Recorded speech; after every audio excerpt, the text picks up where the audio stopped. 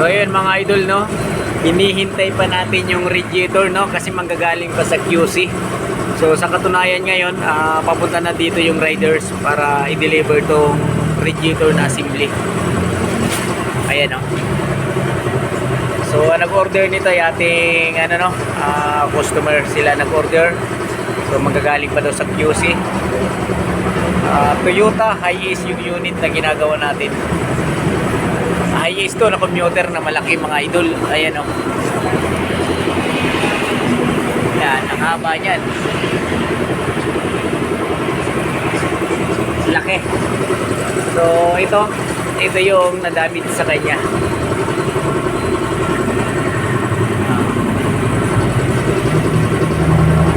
Layo pala ng pinanggagalingan pa ng radiator na to. So kung dito lang sana sa Cavite, meron tayong mga suki na mga auto supply, kaya nga lang syempre customer ang kung saan sila mag-order syempre. So may karapatan naman siya ang mga customer natin kung saan nila gusto mag-order ng mga parts ng kanilang sasakyan. Pero kung wala naman silang choice, walang alam na mga dito auto supply, so meron tayo i-recommend. Di ba mga boss? So waiting lang tayo, no? Ito yung makina niya, no? Waskag na talaga. Waskag na yung kanyang kahimtang ng kanyang makina.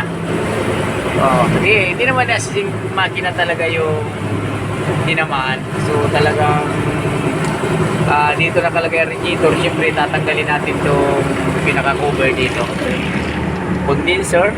So magkatabi lang sila ni condenser, dito yung radiator. Yan. So mga boss, sana dumating ng maaga para hindi tayo abuti ng gabi. Baka mamaya umulan bigla. Mamaya umulan ng biglaan, so delikado. Nasa labas yung ating pwesto. Yan, hindi tayo pumasok doon sa loob kasi nga priority natin ay change oil. Hindi naman to kayang iangat sa lifter kasi napakalaki nito.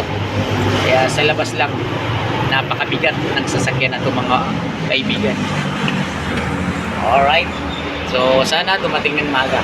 So mamaya update na lang kami mga idol, pag andito na yung radiator na bago na order ni customer. Thank you.